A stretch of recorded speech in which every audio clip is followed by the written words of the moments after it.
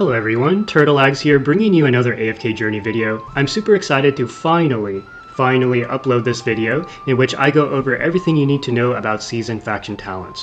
The reason I didn't release this earlier was because I wanted to make sure I had all the numbers straight, that way I am giving you accurate information. The structure of this video will be as follows. First, we will go over major breakpoints, specifically how to activate 2, 3, and 4 Glowy McDouble tiles as quick as possible. Now, why would someone want to do this? The reason you would want to do this is because across different game modes, such as Dream Realm, Primal Lord, AFK stage pushing, Supreme Arena, these are examples of stages where having an extra glowy tile, Battle Drills is another one. These are stages where having a second glowy tile to allow a second hero in the back row to get a major buff from the faction talent tree. This advantage allows you to score significantly higher than you would otherwise.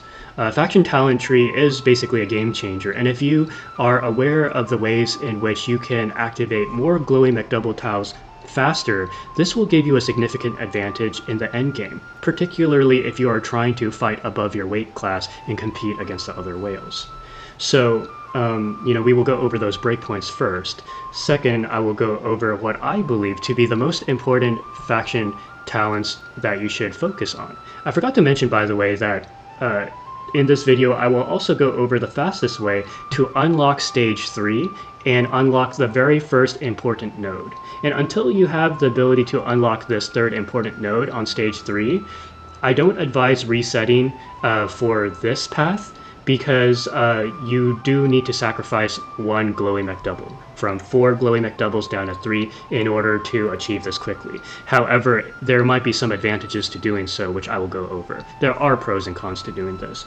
And then I will wrap things up with some final thoughts. So without further ado, let's go ahead and begin. So I'm going to introduce to you an infographic that I took some time to craft myself. I want to give some shout outs here. Give a quick shout out to Rahman. Without you, I wouldn't have thought of the idea of achieving a certain breakpoint to unlock glowy McDouble milestones as quickly as possible. Secondly, I want to give thanks to the folks at Analytica who are always cooking, and where I double check to make sure that all the information I'm presenting to you are indeed correct. Let's go over this infographic real quick. So the way to interpret this infographic is that, as you can see on the left hand side, there are major breakpoints where you unlock 2, 3, 4 glowy McDouble tiles, and then if you want to prioritize unlocking stage 3, then you would respec with your special reset reshaper ticket in order to redo your stages 1 and 2 in order to optimize your talent orb use to unlock stage 3 at the fastest rate. So, in order to achieve 2 glowy McDouble tiles, the fastest you can achieve this is by clearing through AFK stage 710 and achieving a resonance level of 491. The reason for this is that the two major ways to accumulate talent orbs is by clearing AFK stages 10 stages at a time, or raising your resonance level 10 stages at a time. Now, I don't know why, but for some reason you need to hit 491 in order to get the talent orbs, but later on at 570 and 610 you do get the talent orbs. That's kind of a weird thing, but anyways, I digress. So yeah, AFK stage 710 cleared, resonance level 491 achieved. Those are the prerequisites in order to have enough talent orbs in order to unlock 2 glowy McDouble tiles. So I'm going to actually go into the talent tree right now in order to show you how to actually activate these orbs, or which nodes to unlock. So you'll probably notice from the infographic that you need to go on stage 1, 10, 10, 4, 6, 10. I'm using myself as an example, and later on when I talk about the faction talents to prioritize from an endgame perspective, this is actually what I would recommend. I know a lot of people love Mauler, but I will explain later why that's not optimal from an endgame perspective. Endgame. Alright, so basically for stage 1, let me go up for a moment. So we're in stage 1 right now. So you go 10, 10, so activate all 10 nodes, right? All 10. For here, the least valuable talent faction, in my opinion, you'll go 4. So 1, 2, 3, 4. Purchase the cheapest ones, guys. Purchase the cheapest ones.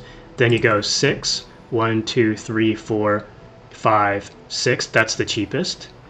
And then 10. Oh, I'm sorry. It keeps resetting to stage 1. You guys know what I'm talking about. So you go 4. Yeah, and then 6. So 1, 2, 3, 4, 5, 6. Yeah, it's annoying how to scroll up. So, and then you unlock 10. So you go 10, 10, 4, 6, 10. Boom. You've unlocked 40 nodes, so you have access to stage 2. Alright, and then when you're at stage 2, you're going to choose your 2 preferred factions, and you're going to pick one side. So, for instance, if I value Wilder and, let's say, Graveborn the most, right? Because I want to, do well in Supreme Arena, but I also want to score very high against the Primal Lord right now. Then what you would do is, on stage 2, ignoring the other 3 factions, I would focus on my 2 prized factions and unlock like so. Only stay on one lane, guys. And then stay on one lane. Now, for the Graveborn, it's kind of interesting. You want to go for the offensive nodes. And this is considered an offensive node, so a valuable one, so you go like this for Graveborn. And then boom, you have 2 Glowy McDouble tiles. Yeah, extra talent buff tile. Alright, so now let's go over the 3 Glowy McDouble tiles. How does this differ? Well, basically, the next breakpoint is you need to clear through AFK stage 840, as well as achieve a resonance level of 541. With those 2 prerequisites achieved, you will have enough talent orbs in order to go to a 3rd talent tree. Let's say I decided, I want to AFK push harder. I'm going to go Celestial Hypogean as my 3rd one. Then I would go... So, I already have 2 Glowy McDouble tiles activated, right? So for my 3rd one, I'm going to go one side. Boom. And then 3rd Glowy McDouble tile activated. Alright, so when can we unlock 4 Glowy McDouble tiles, as I have accomplished right now? Well, you need to clear through AFK stage 950, and the reason for that is because 950 is the last AFK stage in which you acquire talent orbs. Once you clear past AFK stage 950, as I have here, instead of the blue talent orbs, you get talent essences, which you use for the stage 3 nodes, which we will talk about soon. So until you hit, well, I'm past that now, but yeah, basically clear through AFK stage 950 and then achieve a resonance level of 570. If you hit these 2 breakpoints, then this is what you're going to do. Basically, if you go back, then you have so far 1, 2, 3 factions at 17, so you're going to get a 4th one. So let's say I decided to go Lightbearer for like battle drills or something, which is coming up soon. Then I would go one lane as well, and boom, my 4th Glowy McDouble tile is unlocked. Now, I'm actually at a point now where if I wanted to, I could respec and achieve... I would downgrade from 4 Glowy McDouble tiles to 3 Glowy McDouble tiles, but I would be able to unlock 3 nodes in a valued faction. So in my case, if I was to hypothetically respec, it would be to achieve the highest score on my server against the plague creeper, and to do that, I would spend 30 talent essences, right, to unlock this. I'll spend another 30 talent essences to unlock this, and then I would spend 60 more talent essences to unlock the prized, basically my 2 DPSs on the 2 Glowy McDouble Graveborn tiles will have their attack increase and their physical defense increase. This is the only reason, in my opinion, as of this recording, that you would even want to downgrade from 4 Glowy McDouble tiles down to 3 and still have some sort of advantage. It would be for some very important game modes such as AFK stage pushing or Primal Lords. So yeah, in order to achieve that, you would want to hit AFK stage 1030, because every 10 stages after 950 is cleared will give you 15 talent essences, and you need 120 of these.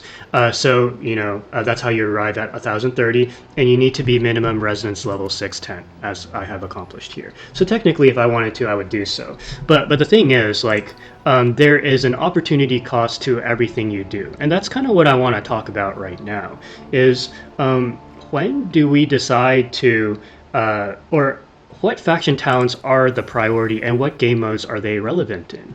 Well, as of right now, I want to speak first on the Mauler versus Celestial Hypogene, because I guarantee you there will be a horde of Mauler devotees who will talk about why Maulers are the best and Celestial Hypogenes you should skip. But from an AFK stage pushing perspective, I think it would be better to go Celestial Hypogene even if you are using Mauler faction talents in AFK stage pushing. And the reason is as follows. So remember what I mentioned before in the infographic, that the two main ways to get the talent orbs and talent essences is by clearing AFK stages as well as leveling up your resonance level. Well, the thing is, as of right now, talent essences you cannot actually get until you clear through AFK stage 950. So if you're not AFK stage pushing, then you are depriving yourself of map 3 entirely, actually. So how do you clear AFK stage through AFK stage 950? Well, I mean, there's a couple things you need to do, but like one is you have to get good at manually AFK stages. You know, records are going to be your best friend. Pay close attention to the resonance level breakpoints, because if you want to AFK stage faster, you really need to stagger your level ups. This was something I learned from Twitch chat. So as an example, I have 3 heroes here that have exceeded the 620 mark to 621. And as many of you know, whenever you go from a level like a 0 digit to a 1 digit, so like from say resonance level 600 to 601, or you know 620 to 621, you get a huge stat boost from that. I don't think I can do it here, but you guys should know what I'm talking about. Yeah, so if I was to level up one more time, I would get a significant stat boost compared to a normal level up. I always try to stagger my hero levels. Usually I go 1 by 1. This is also very useful in Dream Realm, because when you're in Dream Realm, as an example, if I was to battle, you can go hit the triple dots, you go to the helmet, and I've already done it, but essentially you can swap heroes. Like let's say it was like this, right? Then okay, you know, if I was to deploy right now, everyone would be 553, right? Resonance level 553. But if I wanted to min-max my score, right, then I would put my DPSs, or you know, if I'm having difficulty surviving, then a healer in the higher leveled slot. So when I hit confirm, then boom, all of a sudden my heroes are a little bit higher level. Same thing goes for AFK stage pushing, but I digress. So you'll probably notice that when you're AFK stage pushing, there's 2 different stages that you can battle. There's one where season talents are not relevant. You go with the default faction bonus instead. However, when you go into talent trials, this is where you can actually have access to your Glowy McDouble tiles, and this is very important because there's certain stages. Okay, I've pushed high enough where there's no records, but the stages that, and I'll overlay, by the way, 2 examples of Celestial Hypogenes being needed for these stages. A lot of the end game, I would say for the past 100, or maybe that might be capped, but for the past 50 talent stages, I've needed to do something like this. Let me show you. So it's basically activating the Celestial Hypogene. So it'll come in 2 flavors. One is something like I'm trying to remember who was in the last slot. I think it was Aaron. Yeah. Basically, you're crowd controlling the living daylights out of the enemy. So basically, as many of you know, Olmus's talent, or one of his skills, is that whenever the enemies are displaced in position for any reason, they get Entangle Vine for 2 seconds. I think it's this one right here. Yeah, Olmus extends his roots to trap vulnerable Bloody Blahs.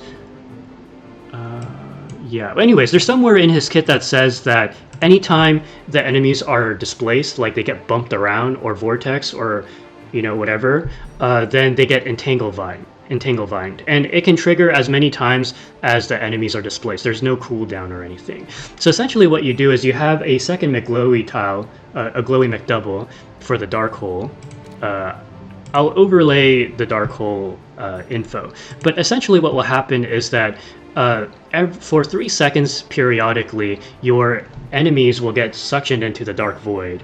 And when they're suctioned into the Dark Void, it actually triggers Olmus's passive of Entangle Vines. This is why, as one person on Analytica commented, if you're past stage 1000 for sure, you won't see a replay below EX15 Olmus. You just won't, because you need Olmus to be alive in order to trigger his Entangle Vines endlessly to keep the enemies on lockdown. And then the reason why I say flavors is because usually you'll either go Scarlita Talene or you'll go Burial Talene. Yeah. So you'll go Scarlita Talene if you are facing against an Igor or Thorn, and then you'll go Burial Talene for everything else. And I know this is whale territory, but I think it's informative because whales watch my videos as well, or some people are, they've gotten their Pesto, they've gotten their Talene or Scarlita or something, and they're deciding between like Talene or someone else.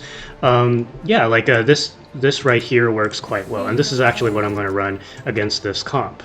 So I'll go ahead and run this. I'm probably going to lose because I've been stuck on the stage. Oh, and don't forget, guys, always, always, always, this is what I was talking about. You want to make sure you're taking advantage of your breakpoints, right? Or not breakpoints, but hyper-focusing on certain heroes, the high-value heroes. Okay, so let's go ahead and give this a try. I'm going to slow this down so you guys can see. So I got one form of crowd control in the form of Aaron. Okay, the Dark Void is also triggering Olmus's Entangle Vines. Very important. Yep, the Dark Void activates again. It activates quite frequently, so long as your Dark Void hero is alive. And because Talene revives again and again, so, you will always have the Dark Void. Now, I'm on a very difficult stage, guys, so I don't expect to clear this. But you get my point. Basically, the Celestial Hypogene faction talent is going to be incredibly crucial for pushing AFK stages. And, I know some people say, like, oh, Maulers, you do need it for Arena, which, is okay. Like, that does make sense. But it's only for Supreme Arena. You can't use it in regular Arena. And from an AFK stage pushing perspective with the Mauler faction, half the time, actually most of the time, you don't even place your hero on one glowy tile, so why would you even want a second one? Alright, and then for the second faction talent priority, I would say Graveborn would be a very important one, at least as of this recording. The reason being that the Plague Lord, or the Plague Creeper, I should say, the Primal Lord you see before you, the best in slot teams as of this recording is going to be the Graveborn faction. Now, mind you, the Graveborn faction is a very powerful talent tree right now because the Plague Rots, when they multiply, they split, they don't count as summons, which triggers the attack buffs of the glowy faction tiles way more than it normally would. Usually you won't KO more than 4 enemies, I should say, before the match ends. They don't count the Plague Rots as summons, so therefore you get almost infinite buffs, or at least as many buffs as time will allow for. So Graveborn is another important faction. Although I do anticipate that once the Plague Lord goes down, once the Plague Creeper goes down within the next, say, like 5 to 6 days, then I expect a lot of people will respec out of Graveborn. Unless the new Plague or the new Primal Lord summon or splits into like clams or something, I don't know. So Graveborn, very important right now. As for the third important talent, Wilders, I would say, would be another important one. The reason being that Wilders, if I was to show you my Supreme Arena, almost everyone should be using Wilders in Supreme Arena. I don't know anyone who doesn't. And the reason being is that usually for one of your 3 teams, like this one that you see before you, you will most definitely running an Aaron, Olmus, crowd controlling team. And so for this reason, the double Wilder McDouble tiles will be the best. And then after that, then Lightbearer, there is merit to going Lightbearer next. And the reason being that if I was to go back, before we discovered the Graveborn, the power of the Graveborn talent tree against the Plague Creeper, you'll notice that the previous best teams used to actually be the Lightbearer teams. you probably remember the PP formation, if you will. Yeah. So this used to be the best. It's entirely possible that once the Plague Creeper goes down and the new Shell Brute boss that we saw earlier in the video today releases, it's entirely possible that this will be the talent, the faction talent that you respec to out of Graveborn. So, in order of priority, just to reiterate, I would say right now, while the Plague Creeper is still alive, the optimal end game faction talent priorities would be as follows. I would say it would be a two-way tie between Wilder and Graveborn, followed by the Celestial Hypogeans, and then followed by Lightbearers, and then followed by Maulers. The Mauler faction, the only time that I really use this is in a Lenia comp against the Guild Supremacy boss. But because that offers peanuts rewards, and I'm in a very powerful guild, so I don't need to hit super cracked damage on that mode. I can still achieve pretty decent results, even without. So that would be my priority for that. Now, once the Plague Creeper goes down, Wilder and Celestial Hypogeans I think will still be very important. Wilder's for Supreme Arena and AFK stage pushing, Celestial Hypogene for also Arena and AFK stage pushing, and then I anticipate, unless there's some new mechanic that takes advantage of Maulers or something, or a Graveborn once again, I think Lightbearer will be the third most important, followed by, I think, Maulers and then Graveborn. Yeah, so the order will change once the Plague Creeper goes down on your server. So that pretty much wraps it up for the video. Thank you guys so much for watching, and I will see you in the next one. Take care, guys.